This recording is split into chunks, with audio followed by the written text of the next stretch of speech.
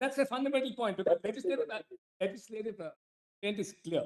But from the seventh schedule, because if, just to give one example, if they wanted to ban appointment of an arbitrator named in the seventh schedule, they could have just added one more clause in the seventh schedule and said persons appointed by arbitrators appointed by persons in clauses 1 to 19 above.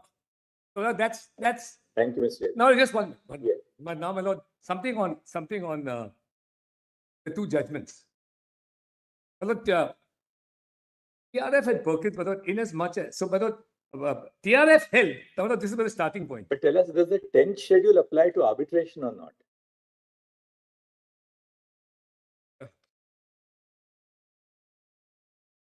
That's the only thing that you, frankly, I have not. The reason I asked you whether the 10th schedule applies is because the Solicitor General has now come to this side. I see. I didn't note that. I'd have probably had moved from here. I gave reason to my senior. I didn't know what I did.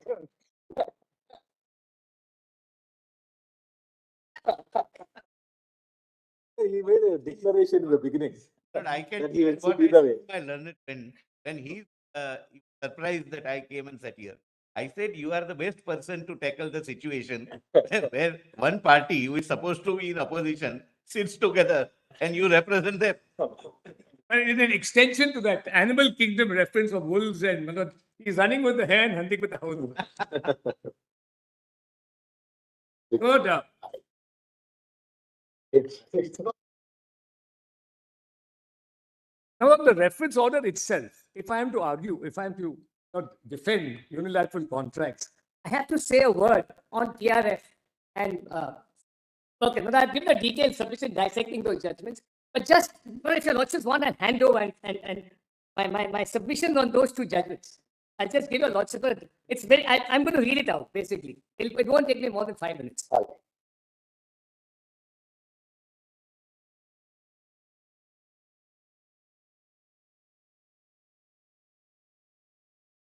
But really, 3, 4, and 5 are the ones about the three leading judgments that impinge in this case, this reference.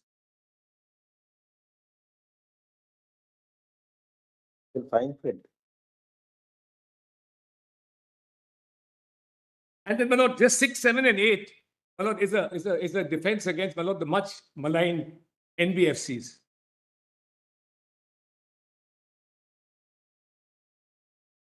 No, I'll start from clause 3. TRF held an MD who had also an additional distinct power of appointment, ineligible to appoint an arbitrator, because, my lord, in my respectful submission, it fallaciously conflated the power to appoint an arbitrator with the power to delegate its own powers to appoint an arbitrator. I've dissected that judgment in detail in my 25-page written submission. It thus invoked the maxim, e facet per alium, facet per se, i.e., what one cannot do, he cannot do through another. The arbitrator is an independent appointee and not the alter ego of the person appointing it. So that's as far as TRF is concerned. Then, Perkins extended it to all unilateral contracts. Perkins extended the principle in TRF to all unilateral contracts on the basis of what it construed to be the rationale in TRF, that the arbitrator appointed by a person ineligible to himself act as an arbitrator by virtue of the disqualification of the 7th schedule has an interest in the outcome of the dispute. And if this was the case, thus in the case where only one party had a right to appoint a sole arbitrator, its choice will always have an element of exclusivity in determining or charting the cause for dispute resolution. Now, the core, which is directly in point, but not indirectly the other two judgments, because the core dilutes the absolutism in TRF and Perkins on the ground that the unilateral clause it dealt with offered the counterparty a choice of appointing one from a panel. It thus opened the door for upholding unilateral arbitration clauses depending on the facts of the case. The facts prevailing in the intervener's case are far better than the facts in court. Now, this is only in the alternative. The first is that TRF and Perkins were wrongly decided. Then, my lord, in the alternative, I'm on better footing than the clause. Now, look, public policy is something your lordships talked about yesterday, my lord. There's a public interest element in the lending activities of NBFCs. NBFCs, in addition to wealthy lenders, also lend to segments which banks do not reach in spite of the same prudential lending norms as are imposed on banks. Now, a large segment of the applicants' borrowers are low-income borrowers whose savings are in gold, and particularly gold ornaments. The intervener lends against these assets and thereby assists both the growth of the economy and the capital markets. India's status as the fastest growing economy in the world today is based on domestic demand, which in turn is fueled by liquidity afforded inter alia by NBFCs who reach segments not reached before. Then, my lord, the strength of the capital markets is sustained by retail investors. Several of the small borrowers of the NBFC who pledge gold against loans invest the same in the capital markets where they get a higher rate of return. Now, the intervener, coming to the facts of this case, and that's my last two clauses. The intervener is a public limited company with a large number of individual shareholders, but I have to protect them. There are large defaults in repayment of loans advanced by the intervener. For recovery of loan amounts between 50,000 to 20 lakhs, there are a large number of individual borrowers who are in such default. The intervener is accountable to its shareholders and hence, in respect of these loans, has adopted the relatively cheaper and speedier remedy for recovery of the loans, i.e., invocation of the arbitration clause under the loan agreements. A large number of borrowers do not respond to arbitration notices in spite of service of those notices. Almost all the disputes do not require elaborate hearings or trials involving witnesses. Evidence is almost entirely documentary, and the scope of the dispute is narrow as loans and non-repayment of the same are undeniable. Arbitrators are chosen from a panel of lawyers with 10 years' experience who have no relationship whatsoever with the intervener or the dispute and do not fall foul of the 5th and 7th schedule. In view of the repeated recorded absence of the borrowers, several arbitral awards are passed ex parte.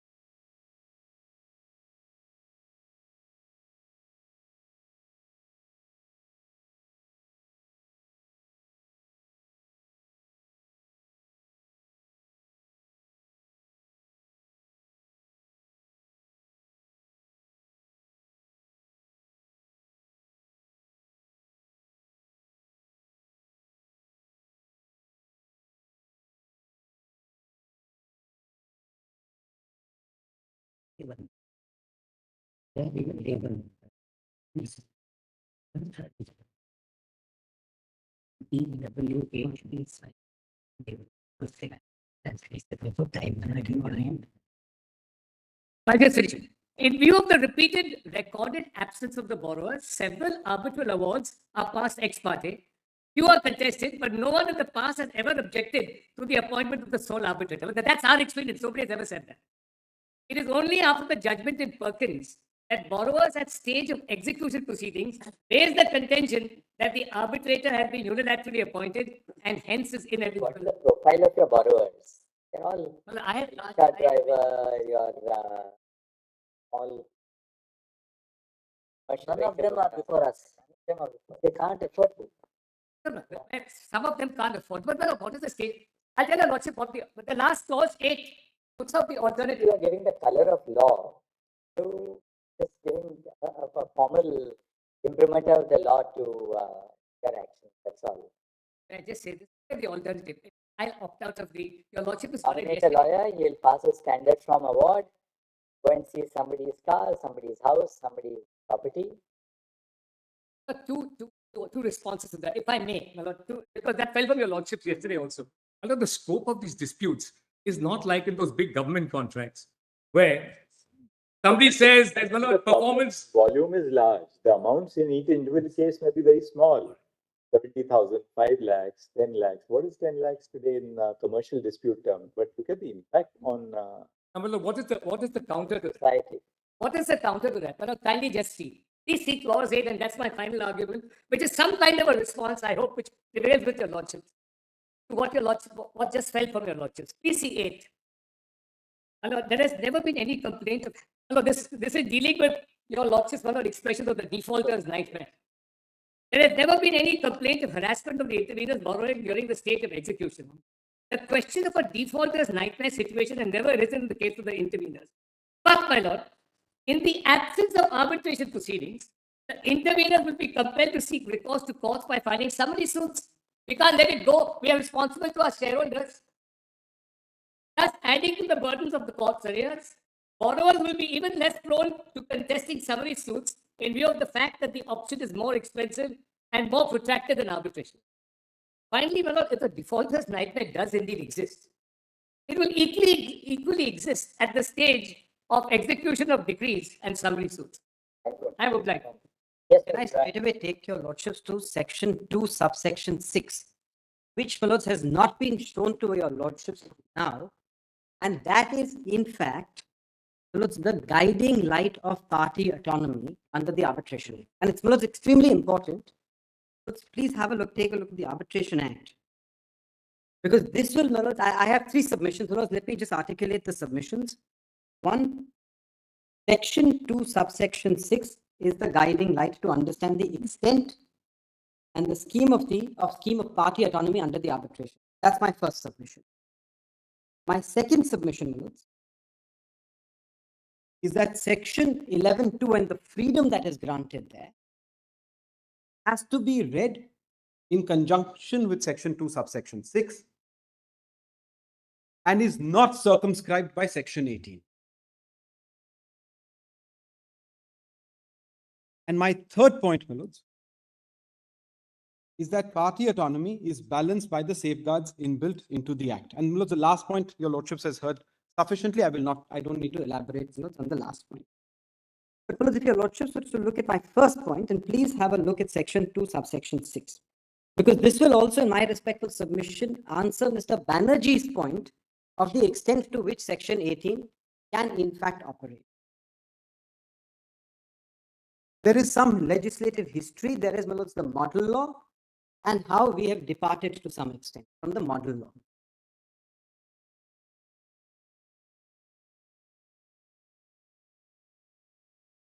Section 2, subsection 6, Manoj, reads, Yes. where this part, except section 28, which is, Manoj, the governing law clause that domestic disputes will be governed by Indian law, leaves the parties free to determine a certain issue. That freedom shall include the right of the parties to authorize any person, including an institution, to determine that issue. And Manoj, I had filed a set of skeletal submissions in the afternoon yesterday. It's a 3-page skeletal note, so they can just put that up for your lordship's consideration. I have compared that, Manoj, with the model law at paragraph 4, subparagraph B, which will be at page 2. Because we also have hard copies here if your lordships would like, but I think your lordships may have that up on the screen. Because what the model law set out was this. For the purposes of this law, where a provision of this law, except Article 28, leaves the parties free to determine a certain issue, such freedom includes the rights of the parties to authorize a third party, including an institution, to make that determination.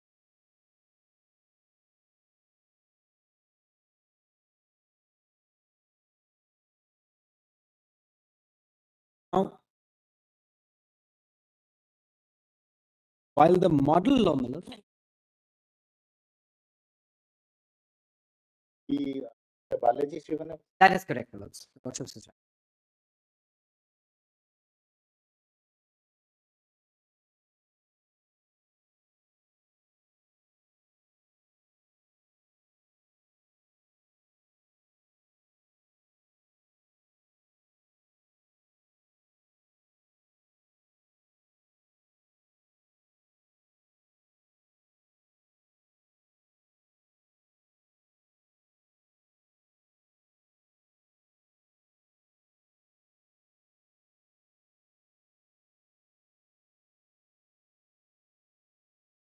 Yes, I'm deeply grateful. Now, Malas, how this works, in fact, there is some commentaries on this, is this.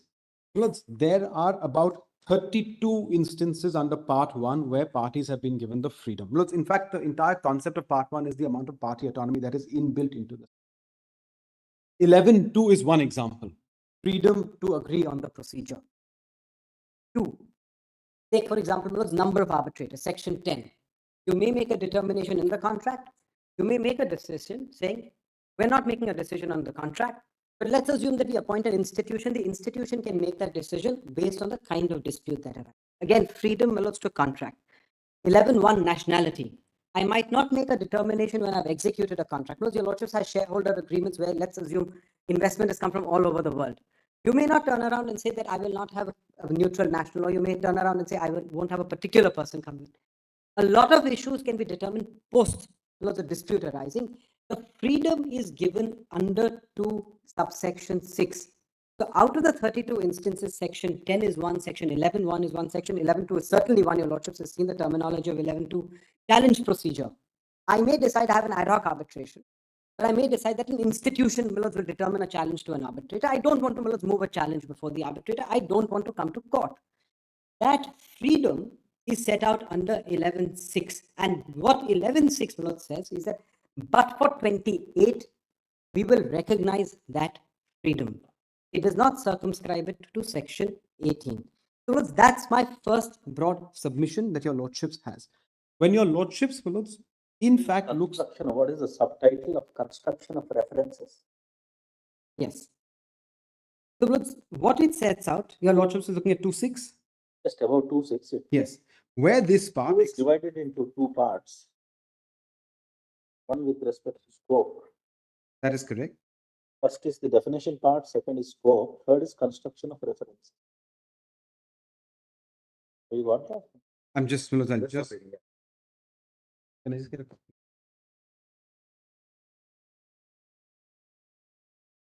It is a references to arbitration, I suppose. That's right.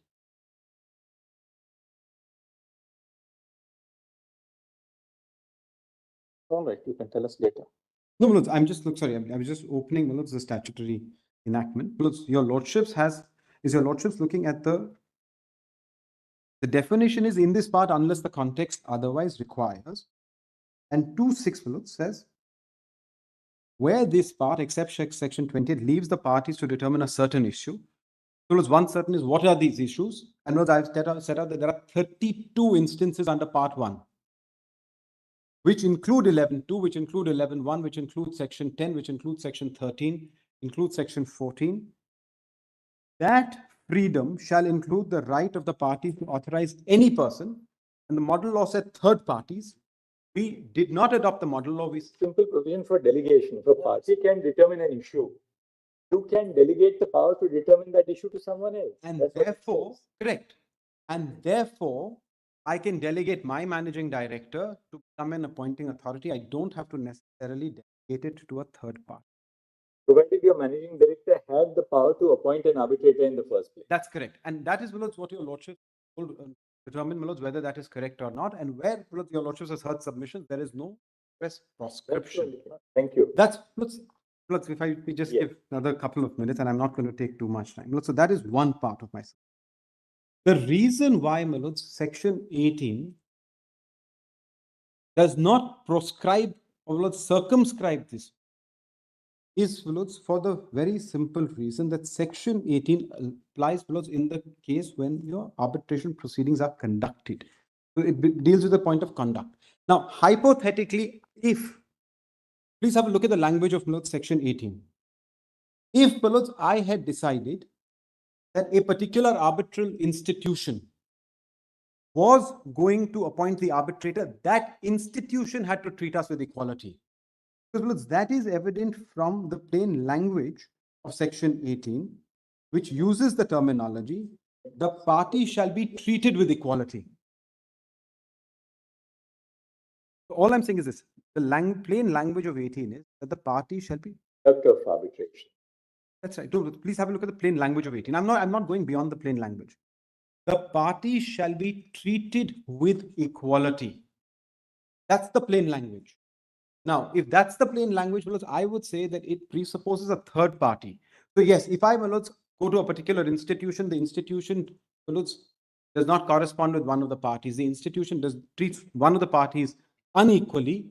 But certainly section 18 gets attracted, but that does not prescribe me. So if I, my lords, I'm appointing. Party here is party as defined under 2H. Party means party to the arbitration agreement. That's right. The party shall be treated with equality. So it presupposes A third party. Treatment means there's somebody else who's treating That's right. someone with So, equality. for example, Manoj, I have my own managing director. If my managing director does not consult with the counterparty, I can understand. Your lordships may say, sorry, that appointment is bad. But does it So, but 18 you just said doesn't apply to appointment at all. That's right. That's my first. Yeah. Save and accept. I am willing to, Manoj, accept that today. I mean, my first argument is conduct. I'm not, Manoj, elaborating on that. But I am willing to accept that, Manoj, supposing I go to a particular institution, and that institution, Manoj, has to appoint. That institution may consult with us, may not consult with us. Manoj, every clause is different. If that institution does not treat both of us equally, your lordships may well say 18 extends to the appointment under 11. Because there may be an. No, but the moment we say that 18 extends to appointment, if your under lordship, 11, then we can't say it will extend to an appointment only in certain situations. no, Either it extends to appointment of arbitrators, the composition of the tribunal, or it does not. I'm deeply grateful because I have no difficulty with that. Because it is Mr. Banerjee's argument that 18 extends to 11. It is our argument that it doesn't. If your lordships is to accept Mr. Banerjee's argument, because I still go and say that it does not proscribe unilateral appointments because the person who's the appointing authority, there is a difference between an appointing authority and the arbitrator. If the appointing authority does not act in accordance with the principles of equality, your lordships may well turn around, or any court may turn around and say, sorry, the appointment is bad. So therefore, are you therefore conceding that, the equality principle will necessarily apply to this fasciculus of provisions which fall in chapter 2? I am taking this as an alternative argument. My first argument is the heading is very clear. It deals with the conduct. But my second alternative argument is that should your lordships accept Mr. Banerjee's submission that it goes to 11, I say that that does not prescribe unilateral appointments. That's my second submission. My third submission, as I had mentioned, I don't need to elaborate on. It's there in my skeletons. Your lordships has it. I'm deeply grateful. Now, anybody else remaining? My lords, I won't take much of the time. Yes, Dinesh. Yes, my lords. Lords, my first submission, my lords, I'm also appearing for one of the NBFCs, my lords. My first submission, my lords, is that when the arbitrability of the dispute has no subjective element and limited to the objective assessment, 11.2 should be given to the full meaning. In other words, my lords, the appointing authority presumes, because Arbitration Act presumes bias. That talks about 11.3 talks about bias, and even 11.9, the Chief Justice may be appointing a person other than some other nationality. That is also a presumption of bias. So my submission is that even if the appointing authority is biased, appointed arbitrator is biased, if the subject matter can be assessed only objectively, there is no subjective element. Because this happens in a recovery money simpliciter arbitration proceedings. There, it is not more than an administration of a dispute. It is a management of a contract to a logical conclusion. It's only what you are trying to find out. What is the schedule of payment? When is the payment? And this, other words, my lords, can be even fixed by an artificial intelligence process. The argument is they qualify like a summary, so you just see that. It's my lords, recovery simpliciter. What an AI. Imagine if you have a metadata with the values of all this, what is the payment schedule, default payment, what is the interest component, and it would render an arbitration award, which is nothing but an award given by a person, an individual. So when you can read these arbitration awards in a very mechanical manner, objectively, without any subjective element, because 12.2, your lordship is only looking at rule against bias and see that there is any presumption or at least any element of bias. Here, there is no scope for bias at all. So if there is no scope for bias at all, 12.2 should be given full effect. That is my first submission, my lords. And just adding to Mr. Nagul's argument, Diwan's argument, my lords, section 21 starts with unless otherwise agreed by the parties. So unless otherwise agreed by the parties, nothing but 12-2, 11-2. It has been read into, my lords, though it is not specifically mentioned. Let's now hear the other And side. then when one more submission, my lords, I will not take. In many cases, I got an ex parte arbitration awards. My submission is 12-5 proviso. Whenever there is an ex parte awards, my lords, that should be treated as 12-5 proviso because the party did not invoke. So it should be presumed that party waived that 12-5 proviso rights. That's my response. Thank you. Mr. Kaushik, yes, Mr. Naresh Kaushik.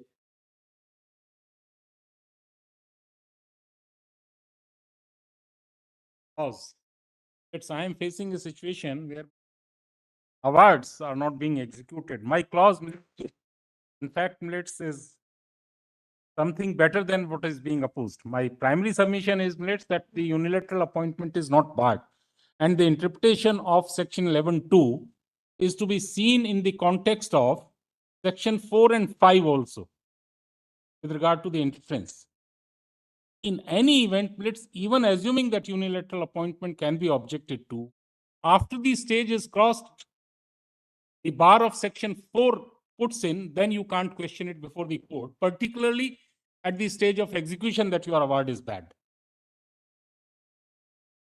That is the situation which we are facing. Let's kindly permit me to read my clause of contract, which millets cannot be construed by any stretch of imagination to be a unilateral appointment. My clause reads that as per the terms and conditions of the agreement, it was expressly agreed by you that all claims and disputes arising out of the said agreement shall be adjudicated upon the provisions of Arbitration and Conciliation Act 1996, together with its amendments and rules framed thereunder. Accordingly, we hereby convey and propose the names of below named persons from our panel of arbitrators and request you to exercise your liberty to select/nominate anyone as the sole arbitrator, or alternatively propose the name of the arbitrator from your end to resolve the dispute. We give let's equal opportunity that in case you do not accept our arbitrator, anyone from our panel, then you please nominate the arbitrator and have the dispute resolved. That may be let's taken into consideration in the context of the situation which is being faced by me, where On this side, thank you very much. yes, Now we'll call upon Mr. Paul and Mr. Gaurav Banerjee. May I? And now everybody else, please give a one-page aid memo. We'll look at it. We have to now. We can't go on and on. I mean, if we wait till tomorrow, we'll have another 10 minutes. Yes, Mr. Banerjee. Now we'll have to apply the guillotine. We had to complete the hearing at 3 o'clock.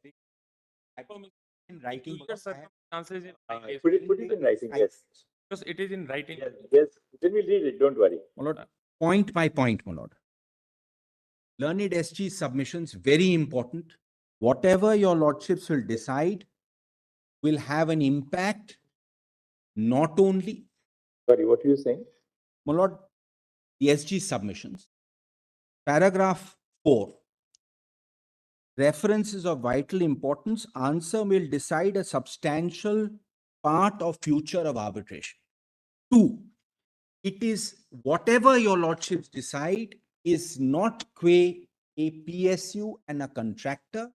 PSUs may have some degree of government control and my lord, responsibility. It will apply to corporation versus consumer, builder versus home buyer, employer versus employee, insurer versus insured, and finance company versus borrower. If your lordships are permitting a unilaterally drawn up panel, all these cases, which are cases of adhesion contracts, will be squarely impacted. This is, my lord, the second point. My lord, the third point is that I'm sorry, I didn't read, my lord, any of my submissions, my lord. Lord, please ignore my first.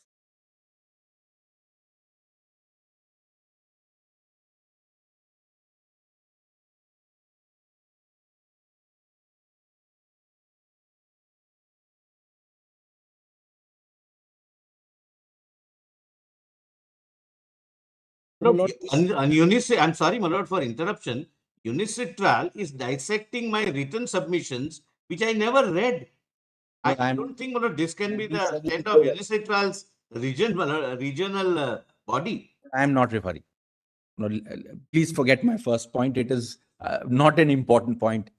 Let us leave it aside. My lord, my second point is it will affect all private and public parties across the board. This is, as my Lord Justice Narasimha said, this is a private law area. It will affect all parties across the board, whatever your lordships lay down. My lord, so far as the various US judgments are concerned, to answer, my lord, one point, your lordships will just see one page. I'm not going to read more than one page, my lord. 4316 at volume 3. Please see this. 4316, volume 3. This is, my lord, the heart of our submission. Lord, me just see this. 4316, volume 3. What is that document? Oh, that is Macmillan versus. Right. That just- Please mark the last paragraph of column 1, the first paragraph of column 2, and the footnote. I'm not going to read it, my lord. This is the heart of our submission. Macmillan's complaint here. Complaint, however, goes beyond an allegation of a potentially biased arbitrator because McMullen cites a lack of fairness inherent in the arbitrator selection process. Supreme Court in Gilmer realized so-and-so. Macmillan's tab contains many of the rules acclaimed by Gilmer for the ability to guard against potential. But unlike the rules considered, tab grants one party unilateral control over the pool of potential arbitrators. Procedure prevents MIJA's tab from being an effective substitute for a judicial forum because it inherently lacks neutrality. And my lord, the footnote is also important. I'm not going to read it. The only last point I will make, the rest I will leave for Mr. Collis. My lord, the ding-dong argument on section 18, which is article 18, which is what I had argued, apart from the other points of, my lord, independence. My lord, the argument that has been put is chapter 2 is separate, chapter 5 is separate, chapter 2 is only to do with appointment, chapter 5 is to do with conduct of arbitrary proceedings, 18 cannot extend to chapter 2. That's the argument. That's the argument put by the other side on a reading of the provision. Our short reply is chapter 5 is, my lord, wider. Chapter 2 is, my lord, one part of chapter 5. What is critical here is, my lord, that section 18 and article 8 is based on article 18. Article 18 commentary, I'm leaving, my lord. The Travaux says in so many words, the Secretariat says, my lord, in page 110.10042, the Secretariat says in one line, my lord, I'm reading that line and I conclude, my lord. One more thing I'll say, my lord. 10052. It would apply to arbitral proceedings in general. It would govern all the provisions in chapter 5 and other aspects such as the composition of the arbitral tribunal not directly regulated therein. This is not commentary in a book. This is how the working group, Uncitral working group who I represent, and the Secretariat understood the article. Apart from the fact that we have given a couple of books. Section 18 is in two parts. The parties shall be treated with equality. That right? part, and that's second part, and each party shall be given a full opportunity to present his case. I'm relying on the first part. No, but both parts are very crucial because these parts, both the parts indicate that they deal with the treatment of a party by a third party. Now, who's that third party? The arbitral tribunal. See, the parties shall be treated with equality. When you say both children shall be treated with equality at home, what does that mean? Treated with equality by the parents. You always say treatment is in relation to a third party, not in relation to each other. And each party shall be given by whom? Shall be given by a third party. Who is the third party? The arbitral tribunal. Oh, 18. No, but both are because of the word and. both parts are joined by the word and. It's cumulative. And therefore they refer to the treatment of a litigating party, the arbitrating party, by a third party, which is the arbitral tribunal. First portion, my lord, is argued by the other side that it is relevant qua a third party, my lord. I would respectfully say that is not how it has been understood, my lord. It has been understood to cover, my lord, equality inter se between the parties.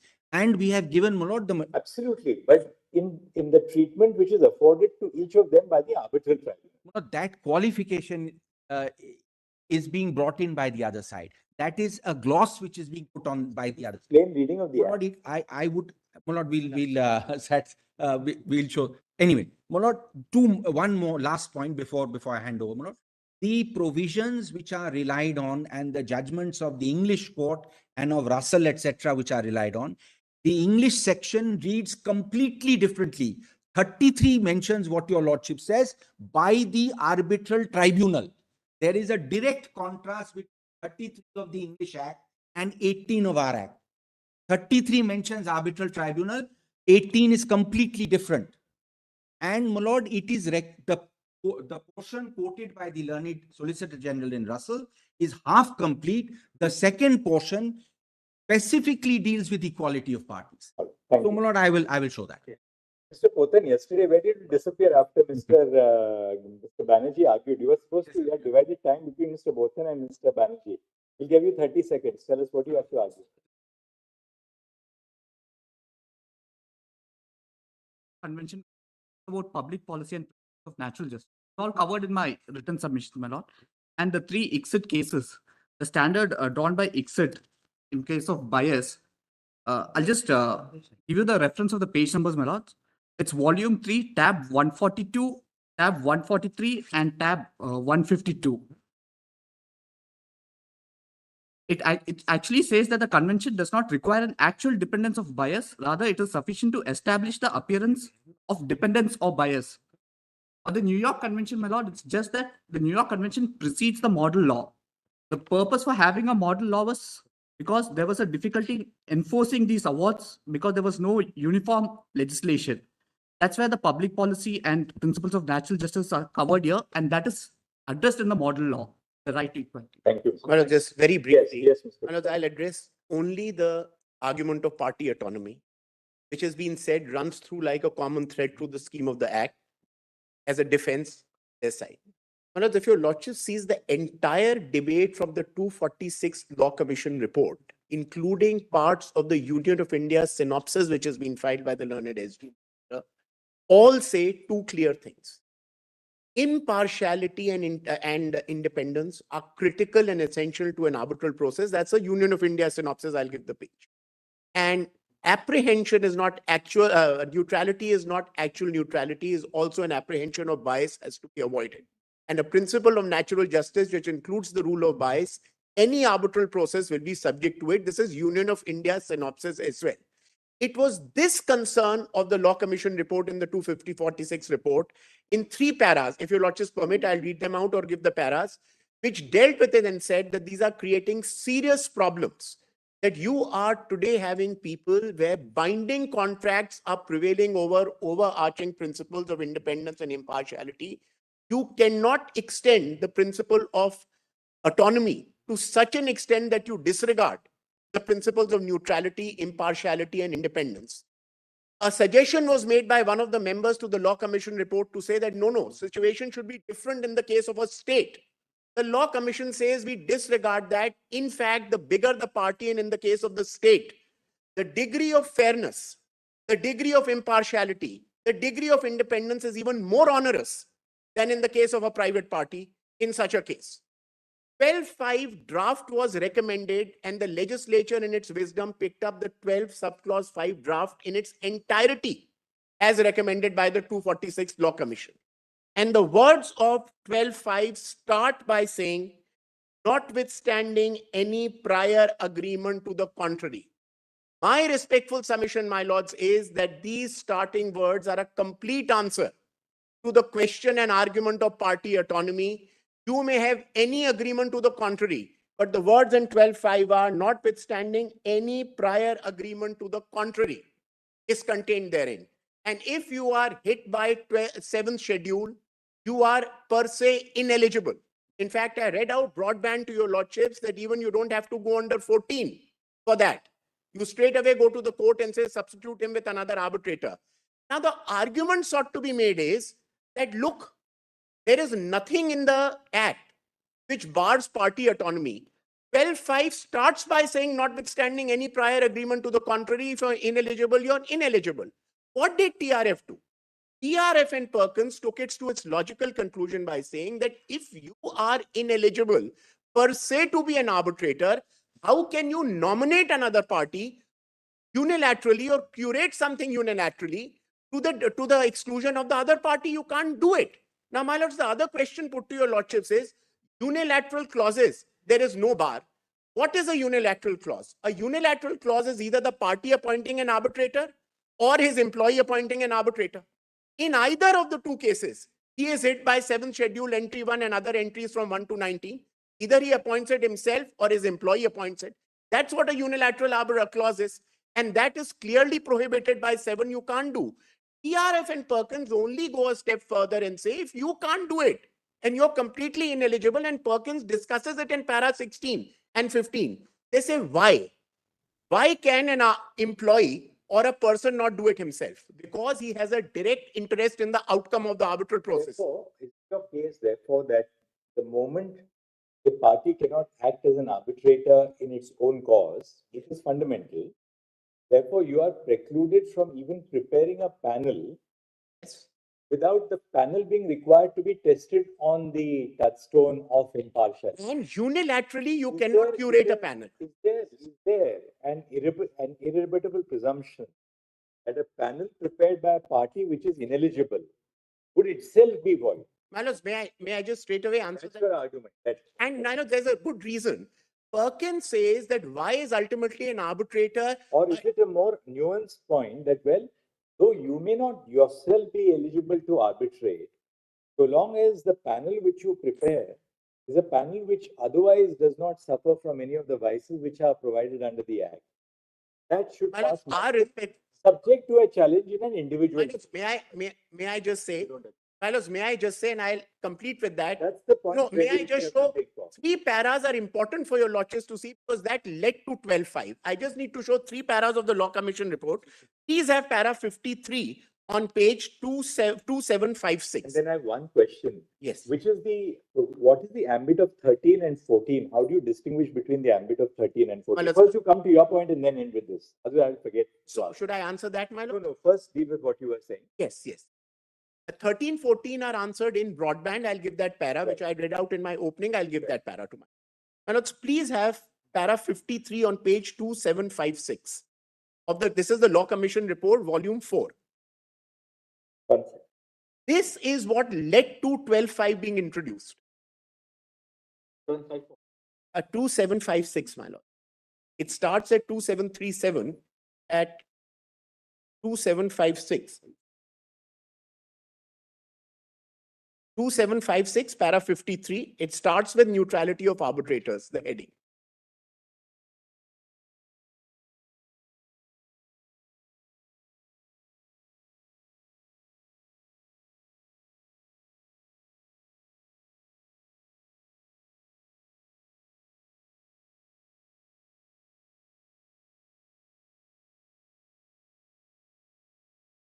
Yes, I'll learn it right. Neutrality of arbitration. Yes, neutral. It is universally accepted that any quasi-judicial process, including the arbitral process, must be in accordance with the principles of natural justice. In the context of arbitration, neutrality of arbitrators, that is their independence and impartiality, is critical to the entire process. Then 55.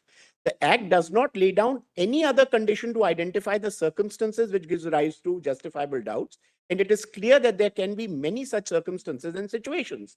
The test is not whether, given the circumstances, there is any actual bias, for that is setting the bar too high, but whether the circumstances in question give rise to any justifiable apprehension of bias.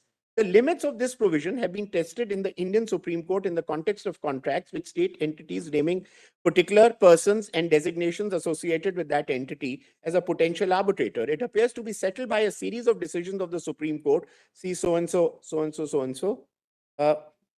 So that arbitration agreements and government contracts which provide for arbitration by a serving employee of the department are valid and enforceable.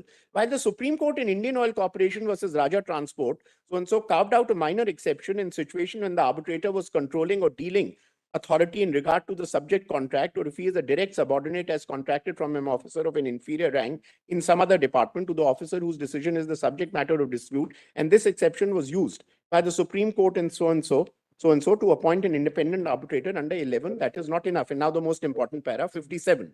The balance between procedural fairness and binding nature of these contracts appears to have been tilted in favor of the latter by the Supreme Court, and the Commission believes the present position of law is far from satisfactory. Since the principles of impartiality and independence cannot be disregarded at any stage of the proceedings, especially at the stage of constitution of the arbitral tribunal, it would be incongruous to say that party autonomy can be exercised in complete disregard of these principles, even if the same has been agreed prior to the disputes having arisen between the parties. There are certain minimum levels of independence and impartiality that should be required of the arbitral process, regardless of the parties' apparent agreement.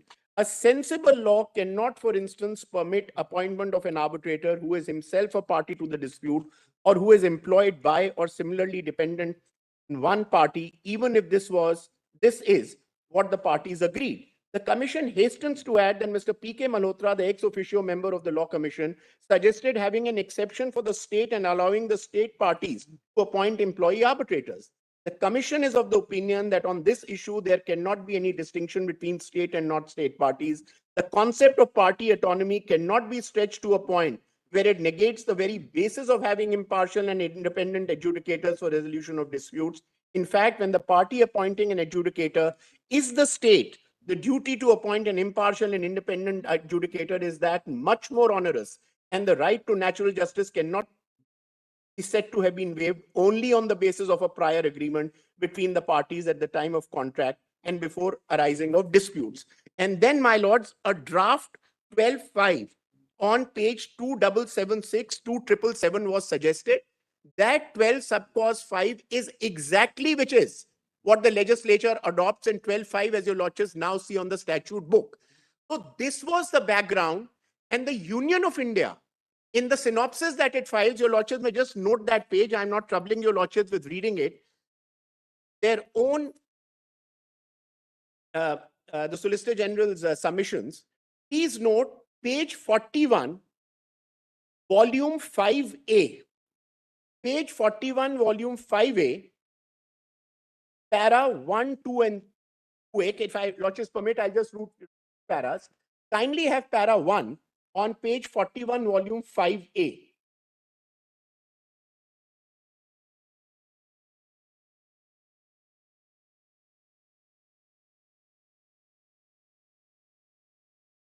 Alod has that?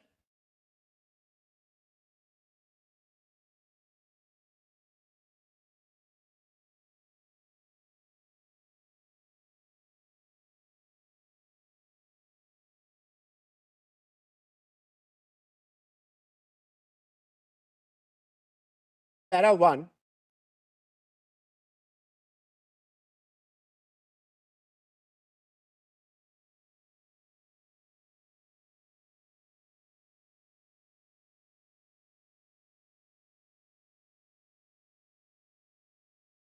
Let's please have para 1 of this submission on page 5, volume 5A.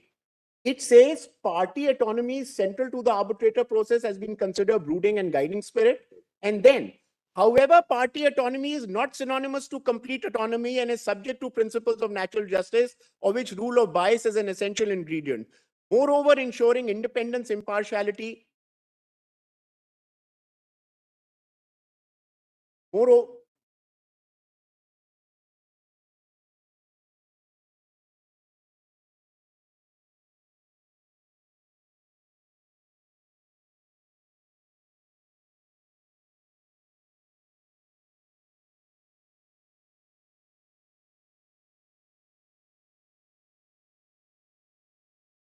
However, ensuring independence, impartiality, and integrity of the arbitration is essential to the integrity of the arbitral process. And justice must not only be done, but manifestly and undoubtedly seem to be done. And apprehension of neutrality, lack of neutrality, is also a concern. Now, my lords, the moment you accept that in the light of the 246 Law Commission report in 12.5, which starts by saying, notwithstanding any agreement to the contrary, a prior agreement, Schedule 7 is a complete answer, because that is the prohibition. That's where the prohibition lies. The moment you authorize a person in his own rights who has a direct interest in the outcome of the petition or his employee to nominate or act as an arbitrator, there is a direct conflict, and Perkins deals with it.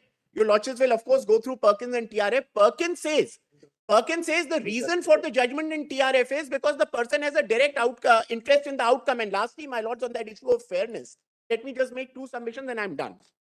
My lords, it is inconceivable to say that impartiality and independence and fairness is integral to an arbitral process, but it will apply to the conduct of proceedings, not to the composition of arbitral tribunal.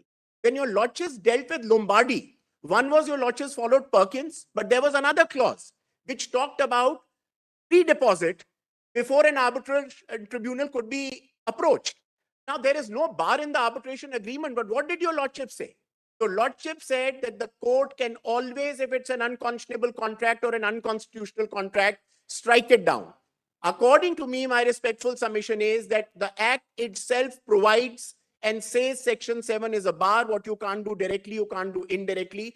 But presuming, and they're taking their case at the highest, that there was no bar, which according to us is there, your lordships could always, on the lines of Lombardi, apply the principle of unconscionable contracts. Article 14, especially where the state or a PSU is involved, does come in.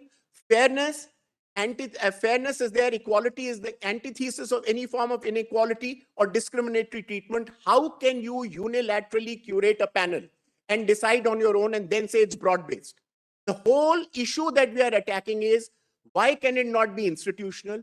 Why can there not be a general panel for any of the respected institutions that both can go to? Why should you get the right to curate a panel and say, look, I put so many respectable people? The question is not the integrity or the merit of those people. The question is, can you do it unilaterally, and the apprehension that you create of neutrality in the process? That's the issue. Can you do it? And merely because if you're the state. And lastly, my lords, your lordships have said that there have been cases where the PSU have suffered. My lords knows in any number of cases, impartiality is required on both sides, as they have suffered. And I say this with some sense of responsibility. Any number of cases I've appeared in, where the actions of the PSU and their officers were so arbitrary that they brought good companies to their knees in the way they have acted.